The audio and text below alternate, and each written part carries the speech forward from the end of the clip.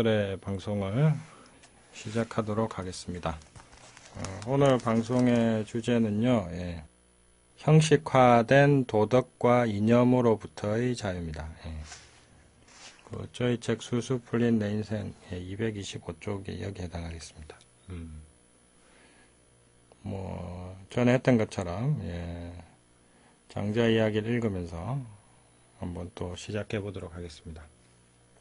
큰 도둑인 척의 부하들이 두목에게 물었다. 두목이 척이죠. 도척이라고 하는데 고사성에도 많이 나오죠. 도척, 이 도척 같은 놈아 이렇게 얘기하는데 도둑 도자에 이름 척자입니다. 도척에게 부하들이 물었다. 도둑에게도 도가 있습니까? 척이 말했다. 어디간들 도가 없겠느냐.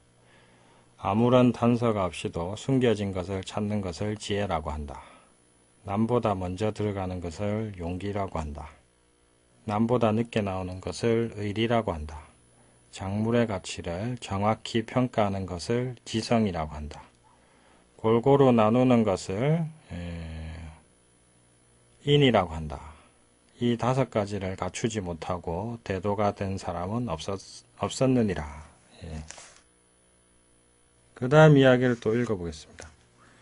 되를 만들어 물건의 용량을 엄하게 정하면 도둑들은 그 되마저 훔친다. 저울을 만들어 물건의 무게를 엄하게 정하면 도둑들은 그 저울마저 훔친다. 도장을 만들어 계약의 증거로 삼으려 하면 도둑들은 그 도장마저 훔친다. 인의를 정하여 사회를 바로잡으려 하면 도둑들은 그 인의마저 훔쳐버린다. 어찌하여 그런가? 물건을 훔친 도둑은 감옥에 가지만 나라를 통째로 훔친 자는 왕이 된다. 게다가 인의를 훔친 자는 대대로 부귀를 누리는 족벌 귀족이 된다. 이걸 보면은 생각나는 이야기가 있습니다. 전에 전두환 씨가 쿠데타 혐의에 대해서 이제 법원이 판결을 했죠. 성공한 쿠데타는 처벌할 수 없다. 그 논리하고 이 논리하고 같죠. 물건 훔치면 도둑놈 되지만 아예 나라를 훔쳐버리면 성공한 쿠데타니까 처벌할 수 없다. 그 판사님도 이 장자 이 이야기를 읽고서 이렇게 판단했는지는 모르겠습니다. 어느 나라든 야당과 여당을 보면 재미있는 현상을 자주 발견하게 됩니다. 서로가 반대되는 행동을 하면서 자기들은 민주주의를 지키고 있고 상대방은 민주주의를 파괴한다고 합니다. 바로 이겁니다. 이 세상에 힘과 권력을 가진 사람은 이념과 도덕을 지키기 위해서 사는 게 아닙니다. 대부분의 기득권 세력은 자신들의 이념과 도덕을 지키기보다는 자신들의 이익을 보호하고 자신들의 행동을 정당화하는 데 이것을 이용합니다. 이것이 바로 장자가 얘기한 인의를 훔친 자들입니다. 옛날에는 민주주의가 아니고 인의가 가장 중요한 가치 규범이었으니까. 그러니까 자기가 무슨 짓을 하든 이것은 인과 의를 위한 것이다 라고 얘기를 한다는 거죠.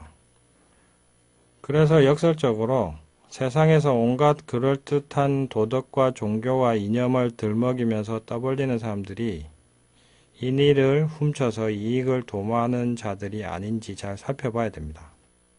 세상에는 이렇게 훔쳐진 도덕과 이념이 난무하기 마련이고 잘못하면 훔쳐진 도덕과 이념을 남의 도덕과 이념을 지켜주기 위해서 내 인생을 바치게 될 수도 있습니다. 예를 들면 이런 겁니다. 사이비 종교의 교주가 얘기하는 것에 현혹되면 거기에 내 인생을 바치다가 어느 순간 내가 왜 이렇게 살아왔지라고 깨달을 수도 있습니다. 저한테는 종교에 빠져가지고 인생 허비하다가 오는 분 되게 많습니다. 종교만 그렇겠습니까? 많죠. 그 다음에 또 다른 얘기를 들어보시죠. 송나라의 재상 탕이 장자에게 사랑이 무엇인지 물었다. 호랑이와 이리가 바로 사랑입니다. 왜 그런가? 어미가 새끼를 사랑하여 지성으로 먹이고 재우고 키우니 어찌 사랑이 아니겠습니까? 그렇다면 동물도 사랑이 있다 하되 그것을 넘어선 참된 사랑이란 무엇인가? 참된 사랑은 챙겨줌도 친밀함도 없는 것입니다. 이에 송나라의 재상 탕이 격분하여 말했다. 당신은 지금 나와 말장난하는 것인가? 챙겨주지도 친밀하지도 않은 것이 진정한 사랑이라면 부모를 방치하는 불효도 진정한 사랑이 된다는 말인가? 장자가 조용히 대답했다. 그렇지 않습니다. 참된 사랑은 세간에서 말하는 사랑과 효행으로 다 표현할 수 없음을 지적하는 것입니다. 태산에서 멀어질수록 태산이 작아져서 보이지 않습니다. 마찬가지로 세상 사람들은 사랑의 본질에서 너무 멀어져 참된 사랑을 보지 못합니다. 효도는 어렵습니다. 하지만 더 어려운 것은 효도했다는 사실을 잊어버리는 것입니다. 세상의 정의를 구현하는 것은 어렵습니다. 하지만 더 어려운 것은 그 일을 했다는 것을 잊는 것입니다. 한마디로 선을 의식하지 않고 선을 행하는 것이 참된 사랑입니다. 이걸 보면 기적 수업에 아주 천문에 나오는 유명한 멋진 구절이 있습니다. 사랑이란 이름할 수 없다. 다만 사랑이 아닌 것을 사랑을 여기에서 가르쳐 줄 수는 없다. 다만 사랑이 아닌 것을 우리는 사랑이 아닌 것을 제거할 수 있을 뿐이다. 이런 식의 구절이 나오는 게 있습니다. 사랑은 너무 근원적이고 그 이유를 거기서 기적 수업에서 이렇게 얘기합니다. 이 모든 것을 초월하는 사랑이 아닌 것을 포함할 수는 없기 때문에 그것을 말로도 설명할 수 없다. 진정한 사랑은 모든 존재를 존재하게 하는 힘이기도 합니다. 그래서 사랑이 아닌 것은 있을 수가 없습니다. 설명해 보겠습니다. 진정한 사랑은 자기가 가진 것을 다 베풀면서도 드러내거나 내세우지 않아 칭찬할 수도 이름 붙일 수도 없는 것을 말합니다. 굳이 여기에 가장 가까운 것을 예를 들어보자면은 제가 볼 때는 그건 태양입니다. 태양. 이 세상에서 가장 큰 사랑을 베푸는 것은 태양입니다. 태양은 스스로를 태워서 모든 생명을 살리는 근원으로 어떤 신보다도 위대합니다. 실제로 옛날 고대에서는 태양신이 가장 높은 신이기도 했습니다. 이집트 같은 데서는. 하지만 태양이 이렇게 중요한데도 우리나라에서 태양에 감사하고 절하는 예배당은 없습니다. 이처럼 정말 위대하고 근원적인 사랑은 오히려 어떤 이념과 도덕으로도 표현할 수 없는 법입니다. 그러니 말로 표현할 수 있는 사랑과 도덕, 이념이 최고라는 착각을 버리시는 게 좋습니다.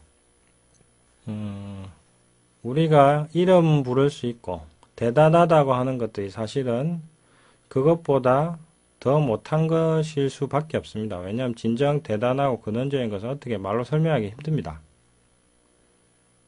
그리고 저는 또 가장 큰 사랑은 자연 그 자체라고 생각합니다. 자연은 공기도 주고 물도 주지만 그게 대가를 받아가지 않잖아요. 근데 우리는 자연에 대고 감사하나요? 감사 안 하죠. 오히려 자연을 막 어지럽히고 더럽히죠. 쓰레기도 만들어서 막 함부로 버리고. 그렇다고 해서 자연이 우리에게 또 뭐라고 복수를 하나요? 자, 자연보다 위대한 사랑이 없습니다. 우리에게 모든 걸 다 주지만 어떤 것도 요구하지도 않습니다. 그렇다고 우리에게 인정과 칭찬을 요구하지도 않습니다.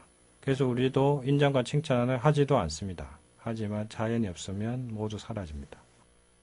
자, 그렇다면은 이름 부르고 칭찬할 수 있고 칭송할 수 있는 사랑이 가장 위대한 사랑이냐? 아니란 거죠.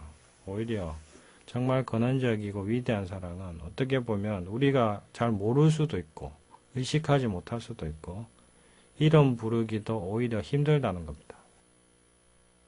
그래서 너무 자잘한 사랑을 인정하고 칭찬하고 또 인정받고 칭찬받으려는데 인생을 소비하고 허비할 필요가 없다는 겁니다.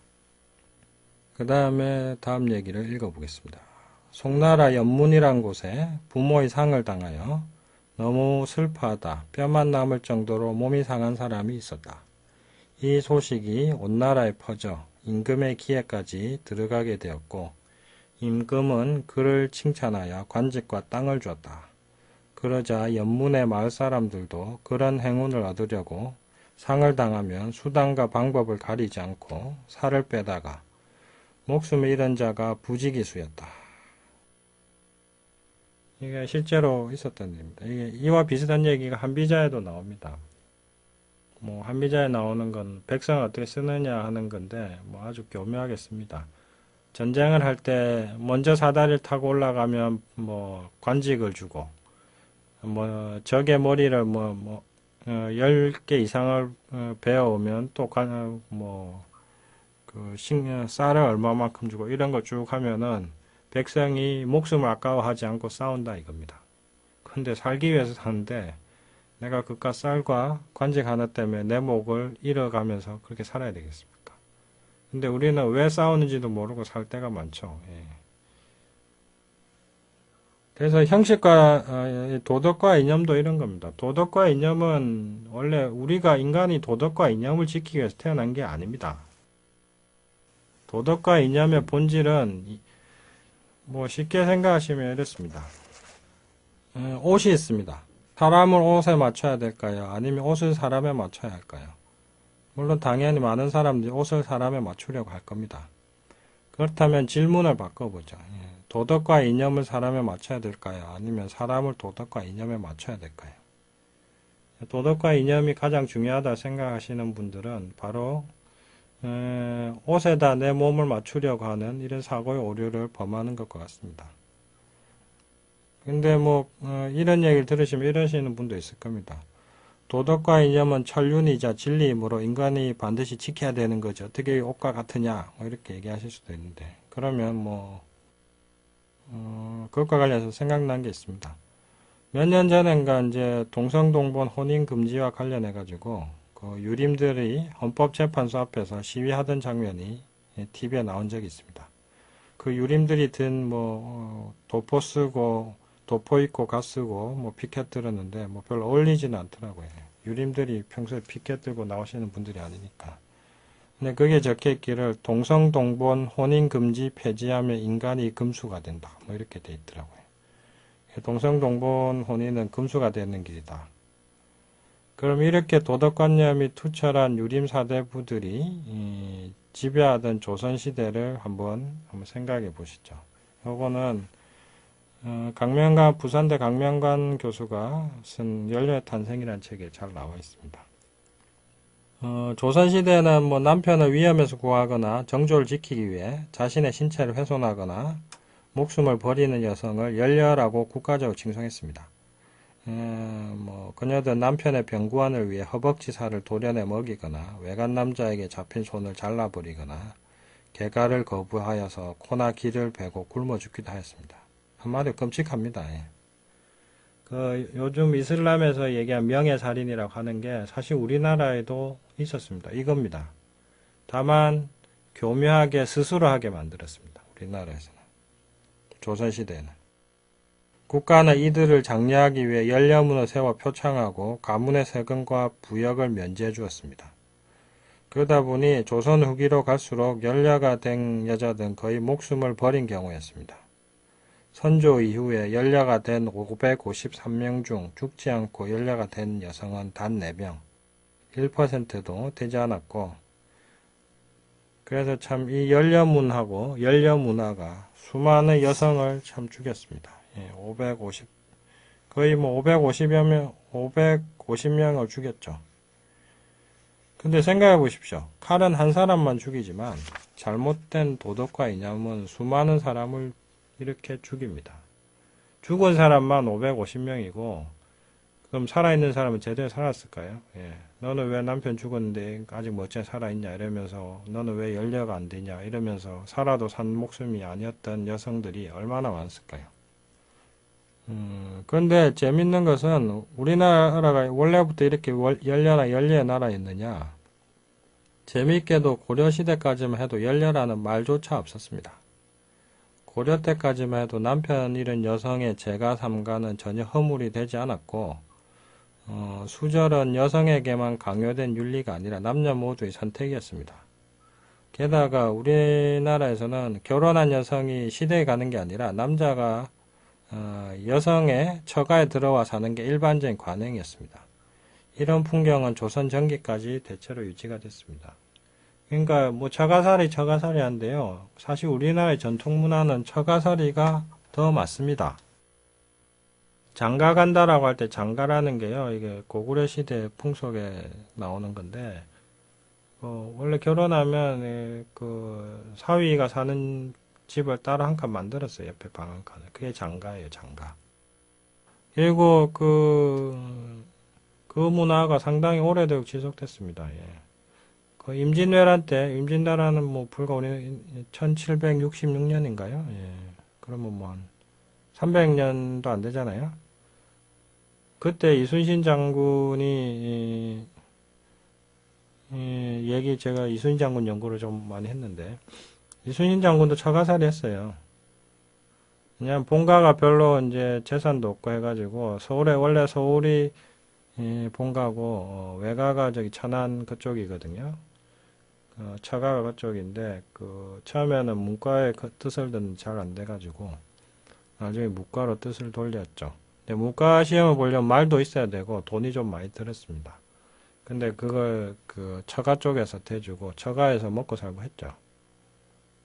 자, 그럼 우리가 알고 있는 이 뭐 처가살이는 뭐 수치스럽다, 뭐 열려다, 뭐 이런 것들이 얼마나 우스꽝스러운 거냐 이거죠. 그리고 그 우스꽝스러운 것을 지키기 위해서 여기 조선시대 그 수많은 여성들이 얼마나 고생을 많이 했냐 이거죠. 자, 이렇게 보면은 우리는 사회와 제도와 권력에 의해서 만들어집니다.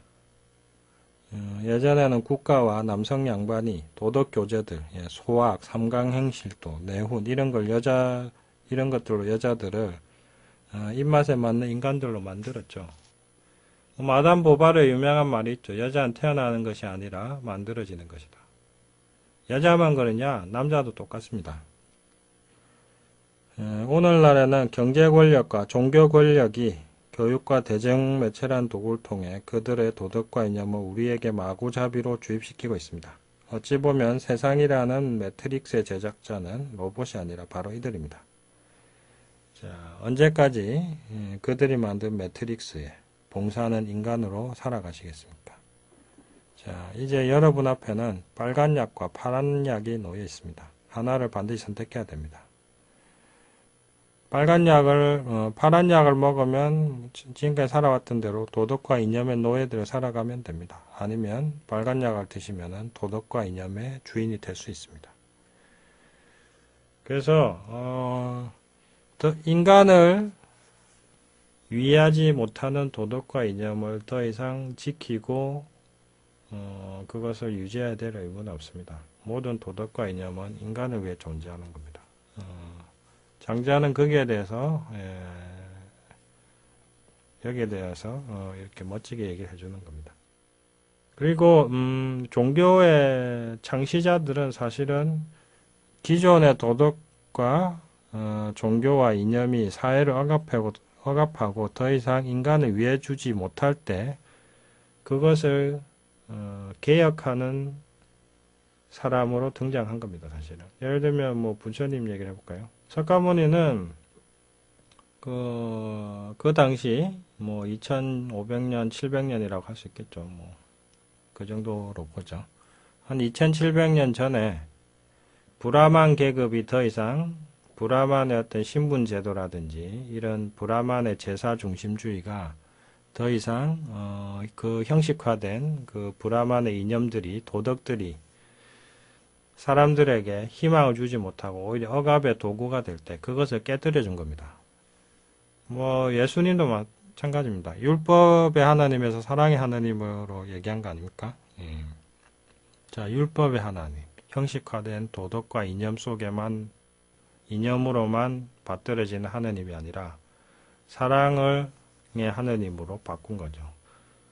그러니까 이 가장 근원적인 이 종교의 힘은 형식화된 도덕과 이념을 인간적인 것으로 만드는 거. 그게 또 장자도 마찬가지죠. 그게 또 중요한 역할 중에 하나죠. 그 다음에 도덕과 이념 중에 가장 나쁜 게 제가 볼 땐 죄책감이에요. 죄책감. 죄책감은 뭐 어떻게 벗어날 방법이 없어요. 죄책감에 관해서 뭐 얘기를 좀 드리자면은 저는 EFT하고 상담하고 뭐 이렇게 하다 보면은 죄책감 때문에 인생 망치는 사람들 되게 많이 봅니다. 예를 들면 이런 식입니다. 50대 남자분은 뭐 저한테 왔는데 뭐 초등학교 때 그 친구가 곡괭이 갖고 놀고 있는데 그거 던져달라 그래가지고 그걸 던져줬는데 그게 머리에 맞아서 죽었어요. 그러니까 그 이후로 뭐 실수로 그런 거니까 처벌받거나 그러지 않는데 평생을 죄책감에 시달리다가 결혼을 했는데 결혼도 15년간 별거하다가 이혼으로 끝났고 그러다가 평생을 불안과 죄책감 속에서 시달려왔죠. 그런 분이 있고 어떤 유방암 환자분은 젊었을 때 사귀던 남자분하고 사이에서 피임을 잘 못해가지고 낙태를 여러 번 했었답니다. 그래서 그것 때문에 또 죄책감에 엄청 시달렸고 그 죄책감이 나중에 또 암이 되기도 하고 그 외에도 많습니다. 그 외에도 엄청 많은데 죄책감의 가장 큰 문제가 뭐냐면요. 죄책감 내가 죄를 지었다는데 문제는 죄책감의 가장 큰 문제는 내가 거기에서 어떻게 벗어날 수 있느냐라는 얘기는 안 해줍니다. 이 사회 그 죄책감은 사람을 지배하기 참 좋게 만듭니다. 누군가에게 죄책감을 주면은요 말을 잘 듣거든요. 사실 우리도 부지부식하게 많이 써요. 예를 들면 부모님은 아이들에게 죄책감을 주죠. 죄책감을 주면 아이들이 말을 듣죠. 그 다음에 교주는 교인들에게 죄책감을 주죠. 예를 들면 이런 거죠. 뭐 이렇게 안 하면은 지옥 간다. 예. 하느님한테 벌 받는다. 뭐 이런 식으로 해서 죄책감을 주면 또 교주의 말을 듣게 되죠. 뭐 부모 그 다음에 선생님. 선생님도 아이들이 이렇게 하면 참 나쁜 놈이다. 이렇게 해서 죄책감을 주죠. 그렇게 해서 죄책감을 주고서는 그 죄책감을 통해서 인간을 통제하려고 하죠. 이 사회 시스템이 참 죄책감으로 인간을 통제하려고 하는 게 많습니다. 그러다 보니까 막연한 죄책감에 너무 많이 시달리면서 살아가게 됩니다. 불교도 사실 죄책감 주는 부분들이 많이 있습니다. 그 지옥 이야기 그런 거 다 죄책감 주려고 만든 겁니다. 지옥을 너무 강조하는 건요 결국 깨달음과는 반대됩니다. 죄책감은 인간을 약하게 만들고 인간을 무기력하게 만들거든요. 그래서 이제 저는 죄책감 시달리는 분들한테 이렇게 얘기합니다. 만약에 뭐 내가 실수로 사람을 죽였다, 뭐 낙태를 너무 많이 했다 이런 분한테 이렇게 얘기합니다. 그럼 잘 살아서 아프리카에 있는 아이들한테 기부를 해서 몇 명을 더 살리세요. 세상에서 받은 것은 세상에서 돌리십시오. 이렇게 얘기를 합니다. 그런 식으로 하면 죄책감이 많이 벗겨지긴 하는데 가장 잘 없어지기 힘든 감정 중에 하나가 이제 죄책감이긴 합니다. 그래서 뭐 죄책감에 대해서는 꾸준히 많이 해야긴 해야 됩니다. 그래서 가장 형식화된 도덕과 이념 중에 하나가 죄책감이고 죄책감은 내가 죄를 지었다는 것 자체가 문제가 아닙니다. 내가 죄를 지었다는 생각 때문에 나마저 망치고 있는 거. 결국 과거의 죄 때문에 나를 망치는 죄 하나를 더 짓게 만드는 게 바로 죄책감의 본질입니다. 과거에 실수와 잘못이 있었다면 새로운 것을 선행을 하면 됩니다. 그래서 저는 이렇게 얘기합니다. 죄책감 느끼지 마시고 책임을 지십시오. 세상에 대한 책임을. 잘 사셔서 책임을 지십시오. 나를 망가뜨린 것도 죄입니다. 예, 뭐 이렇게 얘기를 합니다. 그래서 오늘 마지막 죄책감에 대해서 EFT를 하면서 이번 시간을 정리를 해보도록 하겠습니다. 많은 분이 죄책감을 느끼시기 때문에 이게 도움이 될 거라고 생각합니다. 예. 손날점 두드리면서 나는 그것에 대해 죄책감을 많이 느끼지만 마음속 깊이 진심으로 나 자신을 이해하고 받아들입니다. 나는 그것에 대해 죄책감을 많이 느끼지만 마음속 깊이 진심으로 나 자신을 이해하고 받아들입니다. 나는 그것에 대해 죄책감을 많이 느끼지만 마음속 깊이 진심으로 나 자신을 이해하고 받아들입니다. 자, 머리에서부터 그것에 대해 죄책감이 크다. 눈썹, 나는 행복하면 안 될 것 같다. 눈가, 나는 돈도 많이 벌면 안 될 것 같다. 눈밑, 불안하고 두렵다. 코밑, 하지만 내 죄책감이 그 사람에게 도움이 될까? 턱, 내 죄책감이 나에게는 도움이 될까? 쇄골, 아무에게도 도움이 안 된다면 왜 죄책감을 느껴야 할까? 옆구리, 죄책감으로 내 삶을 망치는 것도 또 다른 죄가 아닐까? 머리, 죄책감 외에 더 나은 방식은 없을까? 눈썹, 죄책감 대신 세상과 나에 대한 책임감을 선택한다. 눈가, 내가 손해를 입힌 만큼 그 사람이나 세상에 더 보탬이 되는 일을 하기로 선택한다. 눈밑, 나를 상처주고 파괴하는 것이 죄를 드는 방법이 될 수 없다는 것을 안다. 코밑,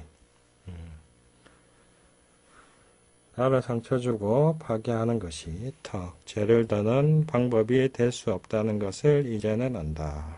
쇄골, 내가 손해를 입힌 만큼 그 사람이나 세상에 옆구리 더 보탬이 되는 일을 하기로 선택한다.